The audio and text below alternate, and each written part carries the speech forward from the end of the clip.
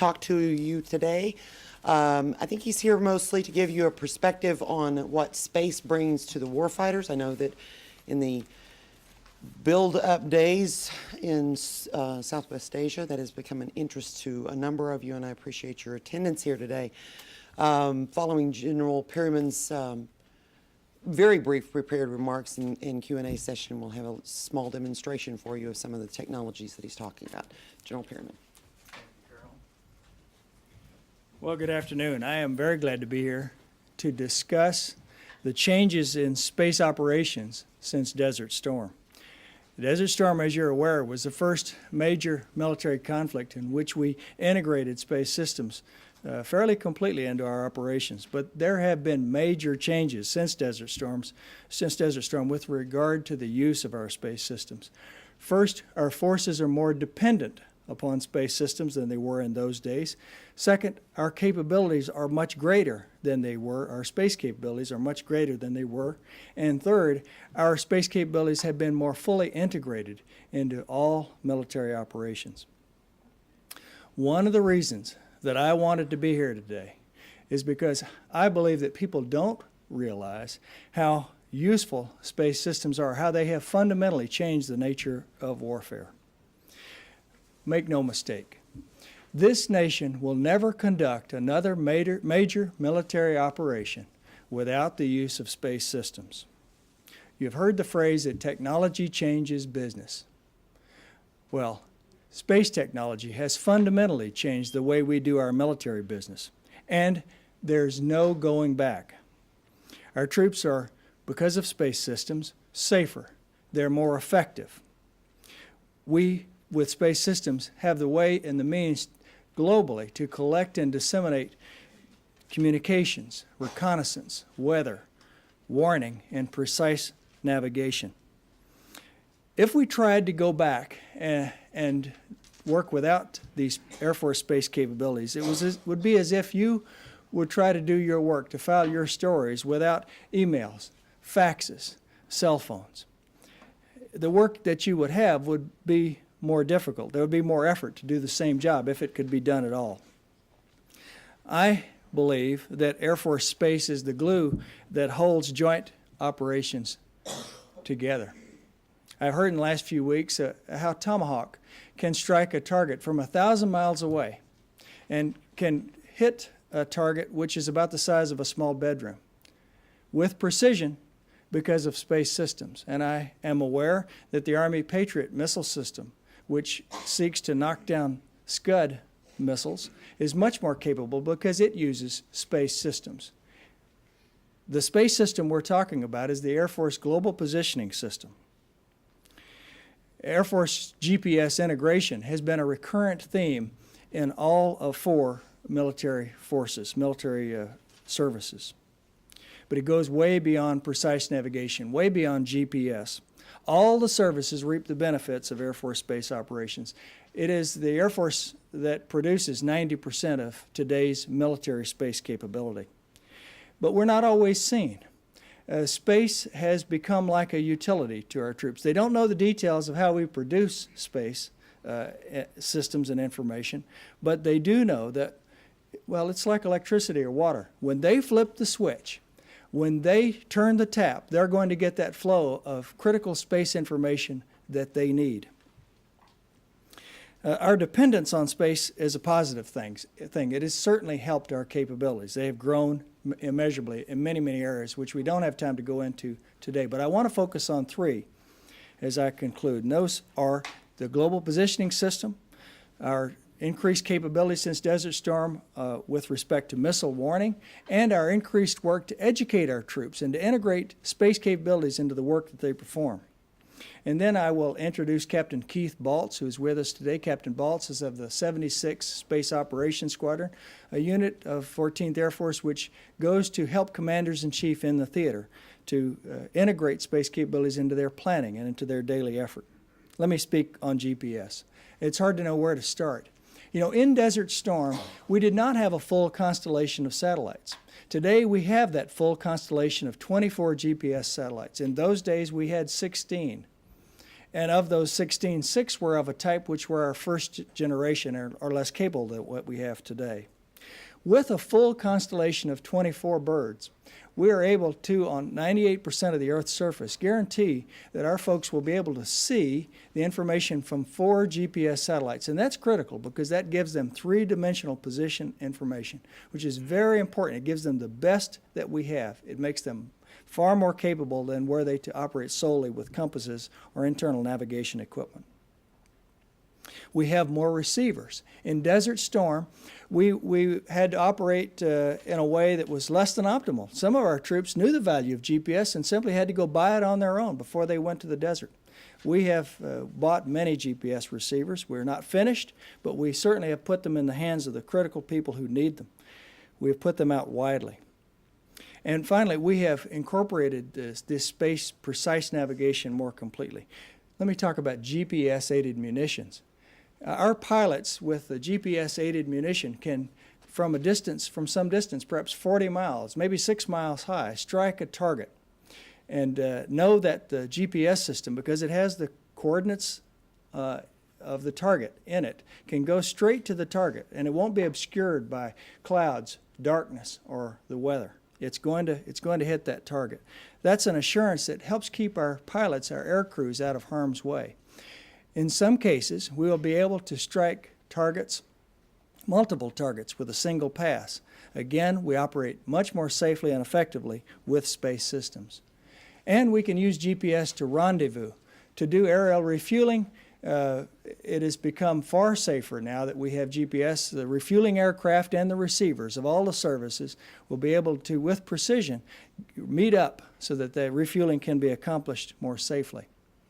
With respect to search and rescue, GPS helps us immeasurably too. We have produced about 1,000 Hook 112 radios. These are radios which we give to air crew members before they go on a mission.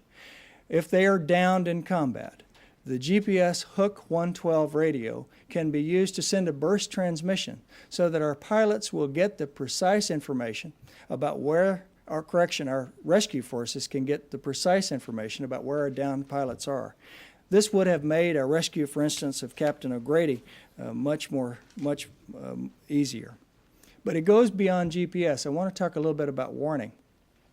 In Desert Storm, we used our Defense Support Program satellites, or DSP satellites, to detect theater-class ballistic missile launches. Now, those satellites and the systems we used in those days weren't designed for that purpose. They were built for strategic purposes, that is, to detect larger missiles. But we were successfully in those days able to put together this warning system. It was not automated, it was manual. It was not perfect, but we did get warning to our troops. Today, however, the Air Force has created a squadron which is dedicated solely to the collection and immediate warning of the launch of theater ballistic missiles anywhere in the world. We have given this squadron, which is located at Falcon Air Force Base outside Colorado Springs, the computing capability so that it can quickly detect a missile launch and get word to the field. A flight time of a Scud is only about 5 to 7 minutes. This is a very tough technical challenge, but we are able to make certain that within a matter of moments we are able to give our people this warning of Scud-class ballistic missile attack. It gets to the field. Now the commander-in-chief in the field will act to disseminate the information so that the troops can have that and can take cover. We should be able to do that with this new capability.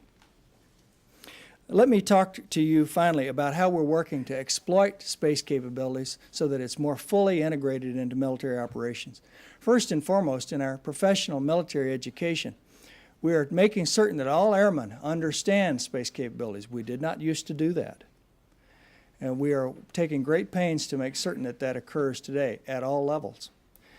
However, we have not just stopped there. We have created a Space Warfare Center at Falcon Air Force Base, which creates tailored courses of instruction for our people, Army, Navy, Marines, and airmen, so that they can get what they need for the kind of work that they do, and they can take it back to the field. We have taken our best and brightest captains as well and put them into a new school, the Space Division of our Air Weapons School. These captains learn not only the details of air power and how to strike targets with aircraft, but they learn about space capabilities. We put our best space operators with these best fighter pilots. And their job is to go out and work in the wings and work in the cockpits, work with the people who are delivering the munitions. And so that we're making certain that we train the right people at the right time.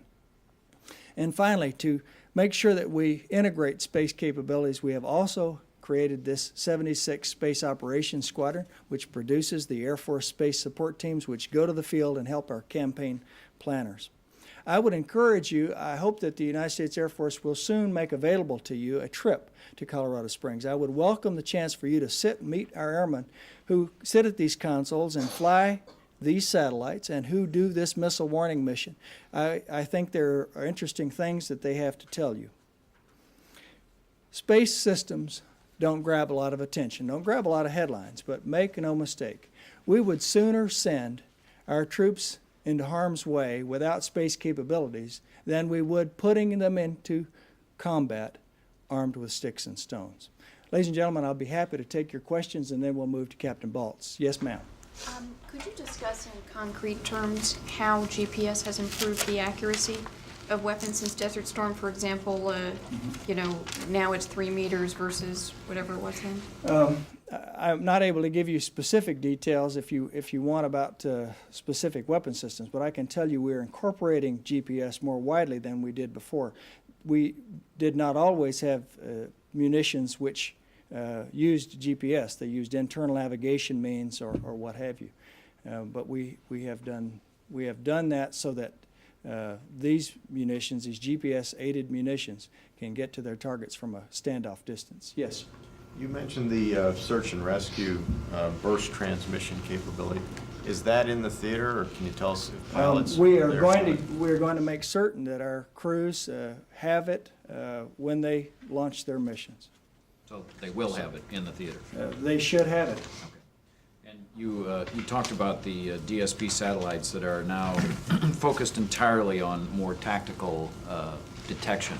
How many DSP satellites are devoted to that choice? We have maintained DSP to do 2 missions now, not only the strategic mission for which they were intended, but we have also added that squadron which will focus on the theater missile mission. So we are doing both. Same sensors, just sorting it. We use a different means of processing the theater capabilities. We use parallel processing, and so that we can look not only at one satellite at a time, but we look at the entire constellation of satellites, perhaps up to 5 satellites, so that we can more quickly locate where this mission from this theater class missile is coming from. Yes, sir. Can you elaborate on that a little bit? How does that work? And is it available now, or is that something for the future? Oh, it's available now. That's one of the differences with the alert squadron, the attack and launch, early reporting to theater squadron, alert squadron, the 11th Space Warning Squadron. It exists today. And it is available to put out both voice and data releases instantly of their detection of a missile launch. And you said that the flight of the missile is 5 to 7 minutes. Yes, and the crews are required, once the machinery detects a launch, they're required to make a decision within 30 seconds. We are able to get the information out on the net so that people will know when they're being attacked and so that they will be able to take evasive action. Yes, sir. What help can you provide in terms of moving targets or BDA? BDA. We are working on that capability. I cannot give you details of that for moving target indicators. We believe in the Air Force that we do a lot of things with Joint STARS and AWACS. Intelligence, surveillance, reconnaissance, we call that ISR. We believe that in the future we can migrate much of that capability to space-based platforms and do it in a more effective and less expensive way than we do in current times. How about BDA? Reconnaissance will certainly be used for BDA. Since Desert Storm, we have, as a nation, changed the picture and the organizational relationships so that the warfighters have better access to that kind of reconnaissance information. The last big strike we had on Iraq with cruise missiles, there was a bit of confusion at first while the cloud cover was still over because you got space-based radar and there were some facilities that were that were damaged worse than they thought. They ordered restrikes on the basis of the space-based radar. Has that been cleared up, clarified? You know, the physics is such that some of those kinds of capability are weather dependent, but certainly not all. May I take another question? Well, I have two areas I want to ask you on GPS and the DSP downlink. One, where you downlink, and I think in the past you've downlinked to Israel, and I'm wondering if you reestablished that downlink. And on GPS, how are you dealing with this, the issue of the prowler jamming GPS and you know, the issue of being able to get the GPS signal all the way to the munition to the target? We have, in concert with other nations, our government, our country has established shared early warning partnerships with a variety of nations across our world. And our information on ballistic missile attack will be on a net. It is dependent upon the commander-in-chief in a particular theater to get the information out where it needs to go. We have included a variety of our allies in that arrangement, and it's available to them today. It's not a capability we have to create. Do you have a DSP downlink facility or in Israel right now? We have the capability to get information to our shared early warning partners, of which that nation is one. Yes, sir. Actually, I also had a GPS question. Yes. The issue of the jamming of the GPS signal. GPS is not a panacea. It's not a silver bullet.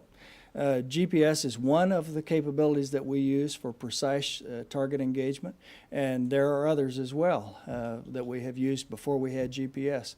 The opportunity to negate our use of GPS is something our planners must consider when they decide how best to strike a target. But operationally, how are you dealing with the issue not of someone else jamming it, but of our own systems jamming it, which is a real concern with the EA6B and the GPS We must system? make certain that we have our ability to get space-based information to the warfighters, and that's a concern that we have to address. Yes, sir.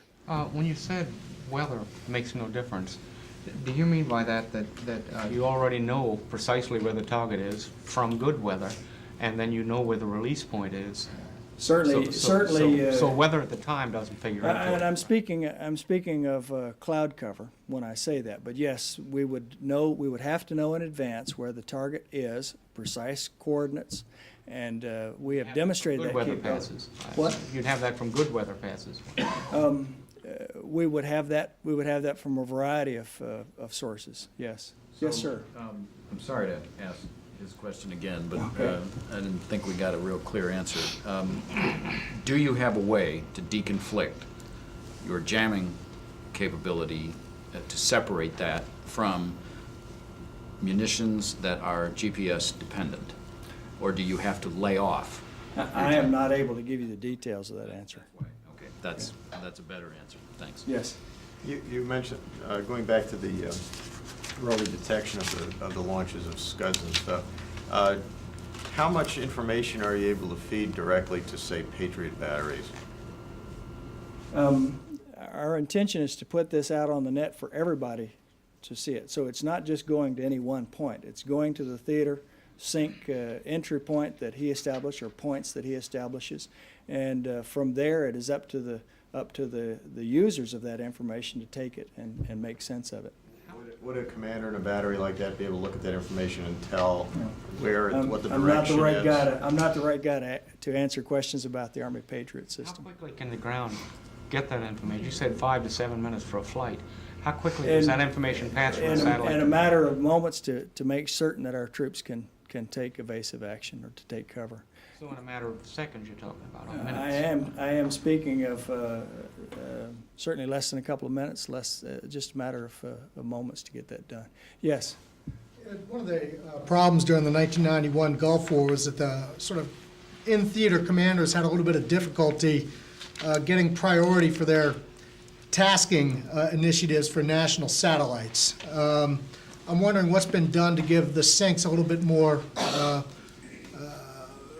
more priority in terms of tasking satellites for tactical needs, as opposed to than more traditional national needs? The details and the answers to that question be better provided by another, but I will tell you, we have created better organizational structures. Among those is the National Imagery Management Agency, which helps us strike a balance between the needs of national users and theater users to do what you're talking about. What about the idea of sort of issuing kind of orders similar to the air tasking orders, but doing that for satellites? We are working on all fronts, not just reconnaissance, to do a better job of integrating space capabilities. One of the efforts which I have been engaged in for much of the past year has been to create a Space Operations Center at Vandenberg. Now, it is not immediately ready. It's going to be ready soon, but it will create our ability to task communications, weather, missile warning, and navigation squadrons which produce that space-based capabilities. It will not be created to task reconnaissance things, though. Yes. On DSP again, I'm just looking at the press release. It says that in Desert Storm, DSP provided warnings. I understand you said that the processing of the information has been enhanced. Much enhanced. Yes. So you would, and the dissemination also of the information is enhanced. So can you compare how it functioned in Desert Storm in providing warnings to how it would function now? In Desert Storm, we were able to get the information in some cases beyond that 5 to 7 minutes. It was a very difficult technical challenge. We have spent a great deal of effort in those times, and we are able to do it well within the time constraints required for troops to take cover. Yes. I'm a little confused about the capability of the DSP. Yes. It is obviously an infrared detector, but do you determine direction of a launch from the DSP? How do you determine direction? The details are this. The DSP satellite receives infrared emissions from the heat signature of a ballistic missile. It can scan these things at a certain rate, and it gets somewhat incomplete information because it was designed to do the strategic missile threat. But what we do today is take several satellites working together, and we use parallel processing in Colorado Springs so that we can, if you will, triangulate. We can find the incoming ballistic missile, the heat signature, much more quickly. In fact, it can be found automatically. Men are in the loop, however. Crews are in the loop to look at what the system is telling them, to look at the computer display, and to make a decision about release. But your initial signature is a launch. I mean, Yes, that's it's where the you get heat your bloom signature. of heat. But can you tell if it's going north, south, east, or west? We can indeed tell. We can tell azimuth direction, if you will. We can tell something about the impact point and something about the launch location. I would add that we will get much better with that. When we replace the 30-year-old Defense Support Program satellites with a new type of satellite the Air Force intends to put up, and that is the space-based infrared system. This system will use infrared signatures as with DSP, but it will be done in a much faster way. And so we'll be able to see much more with greater precision about these theater ballistic missile launches. Yes? When you say there is 30 seconds for a decision, then what happens? The crews What is analyze. The crews analyze whether or not the information is being displayed to them, and they will pick up the phone and release by computer a data message. It goes out on a net, and it's automatically received in the theater. Yes, sir. I want to follow up on this issue earlier of the SAR I'm sorry, and, can I just oh, finish sorry. that? I mean, do they pick up the phone and they dial 911, or They- what is it? What's there the are two physical- actions which go simultaneously. The crew works together on this. Again, we put out a message, a computer message, and we also, for assurance, pick up the phone. We do both. Okay. Yes. And that goes to a specific theater It goes sync out on a- directly it into goes the out on office? a So net. What's the net? It goes out on a communications network so that people in the field who receive the indication that they've got a phone call on that particular network pick it up and hear the voice of that alert operator. Yes. I want to follow up on the SAR MPI question. You indicated that there may be a limited capability I wanted to clarify, are you saying you have something? We are working before on, we're on the SAR. SAR, I mean, do you have something in a SAR type capability before Starlight or something like that actually comes around? We are working on a capability to bring moving target indicators to space. We do not have that capability today. With existing systems or about? We don't have that capability today with existing systems. Is all of this a combination of geosynchronous and lower satellites, or is this? Which all of, Well, all of this. GPS, no satellite can work alone. We use constellations of the same type of satellites to provide broad coverage of the Earth's surface. In GPS, we use 24 satellites. In the case of the Defense Support Program, we may use 3 to 5 such satellites. It depends on their altitude. For instance, if we put a satellite at 22,000 miles from the Earth, it can see the same spot on the Earth no matter the speed of it's synchronized with the speed of the rotation of the Earth. On the other hand, lower flying satellites, which we use for reconnaissance or weather information, require multiple satellites so that they can see all the time the Earth's surface. Much better resolution than that. You put things lower so you can get better resolution. Yes, sir. You mentioned the 30-year-old satellites and the infrared satellites. Are the infrared, is that a program underway now, or is that something you want for the future? How far into the The future? space-based infrared system is one of the major items that the Air Force seeks to produce at the turn of the century.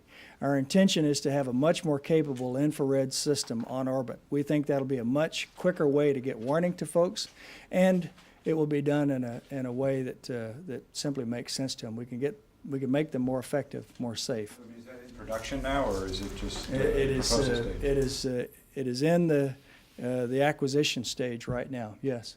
Do you have anything? We talked a little bit about the Space Operations Center being stood up at Vandenberg. Is there anything resembling a space tasking order right now that you have that could be used in a contingency like Iraq? We are indeed working on the details of a space tasking order. We have just opened up a Space Operations Center at Vandenberg upon which this tasking order will be built. Again, the tasking order will be for systems which the Air Force operates: communications, warning, navigation, and weather. It will be a way for the Air Force Component Commander for Space Operations, who works for U.S. Commander-in-Chief of Space, to task space assets and to integrate them more capably than we do today. It is a fundamental change which is about to occur, but it is one that we have great hopes about. We really do believe that no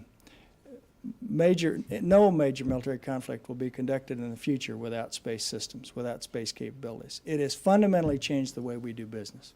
Yes? Yeah, I just wanted to bring up that EA-6B question again. Admiral Johnson said at the last Old Crow's meeting that the best GPS jammer on the battlefield is the EA-6B.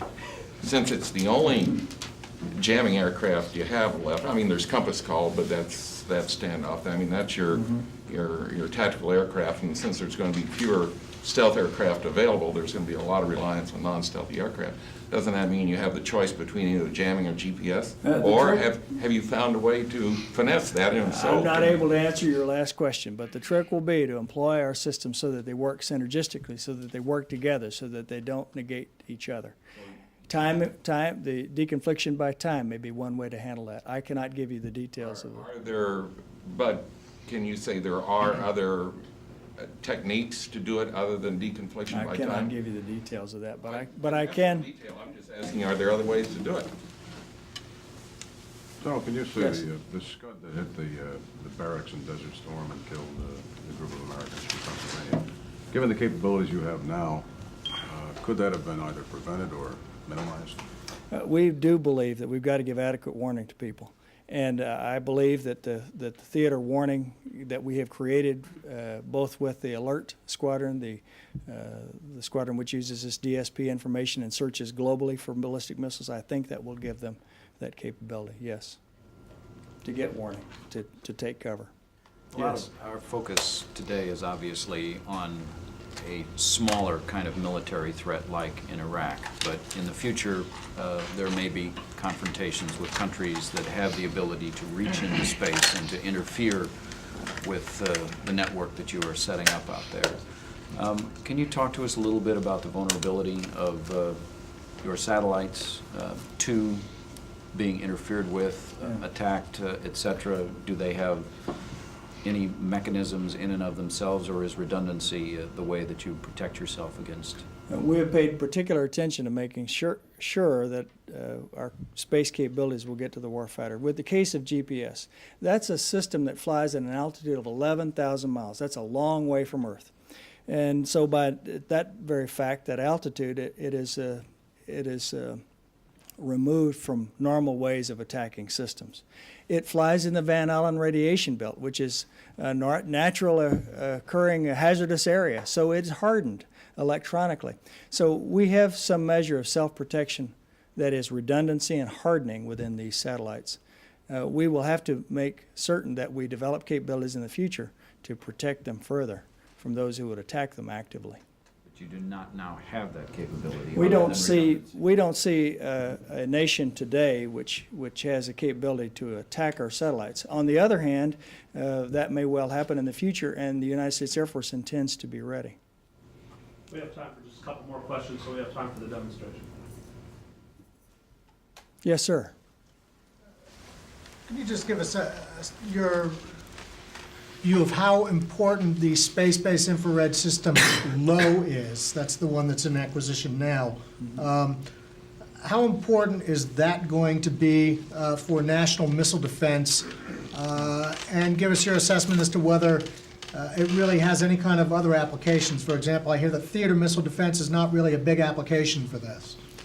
On the contrary, for the space-based infrared system, perhaps not for LOW. Well, LOW is not yet an acquisition, but we will be able to use infrared signatures from a variety of sources to do intelligence gathering. That's very important to us. It goes beyond. It certainly does go beyond the use of ballistic missile warning. We need to do all of those things. And we can do that with one constellation rather than a variety of them. Yes, any questions? Yes. Ask you a bandwidth question. Given that you're doing a lot of reach back now, and much more so than you did a bunch of years ago, to what extent are you maxing out your MELSATCOM? MELSATCOM is a capability that we absolutely need. We're working to add to that constellation of the 2 satellites, and we'll add a 3rd one soon, and we'll round it out as the years go on. We do have to pay attention to bandwidth. You're absolutely right. I want to leave you with this point. Air Force Space Operations have become a critical way and have become a critical way in which we do business. They've changed fundamentally the way we conduct our military operations. They enable our Commander-in-Chief to be able to strike targets with precision and to make the operation of our troops safer and more effective. Thank you very much. Captain Keith Baltz will now address you and give you a chance to show you some of his work. Keith? Thank you, sir. As the General said, I'm a member of the Air Force Space Support Teams. We also have Navy and Army Space Support Teams to help out those branches, and also a Joint Space Support Teams. Our mission is to deploy worldwide on 24 hours notice to provide education to the warfighters and the troops in the field on what our current capabilities that they possess already, just to educate them a little more, as well as take some of the latest and greatest technology that the Space Warfare Center has developed recently that we can bring them to help aid in whatever their mission or operation is. To do that, we take a variety of equipment with us. I've brought a couple pieces with me today. I'll give you a couple quick demos on some, and you can come up later and ask questions if you like. First of all, like I said, we educate as well as bring new technology. One of the tools we use to educate, a lot of times people in the field don't understand how satellites operate versus the aircraft that they fly or whatever operations they're used to working with. What we have here is a little orbital tool that we use. This is an example, like I said, a brief demo of our DMSP low-flying weather satellites, higher resolution weather satellites than you see on your nightly news. This top to bottom is just a little depiction on a flat map of what's going on. On the bottom we show spikes for a certain location on the Earth, in this case Kuwait City, that demonstrates what times of day you're going to get overflights of those low-flying weather satellites. gives the planners and the executors an idea of when they should expect up-to-the-minute recent weather data. We do the same for other systems besides weather. This is just one example. They can put those different missions and satellite missions together to find the best time to strike. An education tool. An application tool that we use, the General mentioned a lot about precision-guided munitions, especially those that use GPS. There are times during the day when GPS accuracy is better than others. We have a tool that downlinks data directly from the satellites using a plugger, common receiver you've probably seen. Patriot batteries use it. Takes in information through the antenna from the satellites into a normal everyday laptop and generates a graph for a particular location on the Earth. In this case, I did a run for Washington, D.C. for today to show what the GPS accuracy is. Once in a while, accuracy is very good, but due to the geometry of moving satellites, some spikes can occur, short or high, that usually don't last that long. The optimal time to strike would not be during one of those spikes. So we provide this capability to the planners so they know when, in concert with other systems, when the best time to plan whatever mission they're interested in. So the spikes would be minutes long? It's usually on the order of 10 to 15 minutes, and it depends on the area of the Earth and the time of day. That's a function of where the satellites are, or other things like weather or whatever? Weather's not a player in GPS, so it's merely a function of the satellite geometry and the type of receiver you have. Obviously, a civilian receiver is going to have higher marks just because of the capabilities of civilian receiver versus military. We also have reach-back capability when we go to the field. Since we're the space belly button for whoever's in the field, reach back to the SOC as it stands up and other space units. Reach back to other space units to get the current status of our satellites. After they're educated on the capabilities, if satellite goes down for maintenance or an anomalous condition, we're there to provide the impact to maybe missions that they've already planned. Yes, sir, you had a question? Yeah, does that, if you take a given spot on the Earth, will that spike always come at the same time during the day, or will that one day it'll be at one time, next day it'll be at a different time? It has a tend to migrate, but that doesn't mean the spikes may occur at the same rough time each day, but geometry changes. It's not totally synced up with the Earth's rotation. Real predictability in that. Some, but not a lot. Limited capability. There's predictability of the spike on a given day, but not sameness in where that spike is every day. So it could be at noon, and then at 12:45, and then at 1:15, or whatever. Right. Do you have a lot of spikes in a day? It depends on the location of the Earth. Usually not really. Sometimes you don't have spikes at all. In some cases. Some places we have no spikes. It does depend on where you are on the Earth. But a lot of times when we ask to do this run, we just report back that you're good to go for the 24-hour period. GPS accuracy in this model isn't a player. Does it have more to do with longitude in terms of accuracy? GPS, this constellation was engineered to provide worldwide coverage, so the spikes occur at all different places on the Earth. And like I said, sometimes not at all. Yes, sir. Is there anything that tends to cluster those spikes, though, either geographic or I don't know, solar flares or anything? If for some reason a satellite goes down, that can impact, obviously, just because we lose that capability of that satellite, and you'll generate a new spike or a higher spike. There's also other conditions. There is no line of sight for GPS, or there is a line of sight requirement for people that use GPS receivers. If you have a person in a valley or in a field that has mountains blocking his ability to see satellites, he will have a high inaccuracy spike as well. But that's due to his location. Let me add a point, too. The operation of this GPS constellation is done by an Air Force squadron at Colorado Springs. That squadron is built so that it provides updates in terms of time to those satellites for very precise time. And it does that working on a 24-hour basis. It's there to handle malfunctions should spacecraft become inoperative. It is an Air Force unit which operates the GPS. If I'm just an old foot soldier out in the field with a GPS unit like this, are you giving me information on my unit that says you're not in a very good accuracy time frame for the next 10 minutes? I mean, is there a rating system? In here at Tenny Receiver, apart from a tool we use for planning purposes, real-time, there is a function on most GPS receivers, especially handheld, that offer what your current accuracy is looking like. So those spikes are predictable enough that you can do war planning around them. Right, absolutely. That's precisely what his intention is to have a capability for war planners to decide when the best time to strike is, when the optimum time. Or if they're driven to a certain time and GPS isn't operable, that's maybe a choice to use a different redundant precision-guided system. How far ahead can you predict? Do you have 24 or 72 hours a week?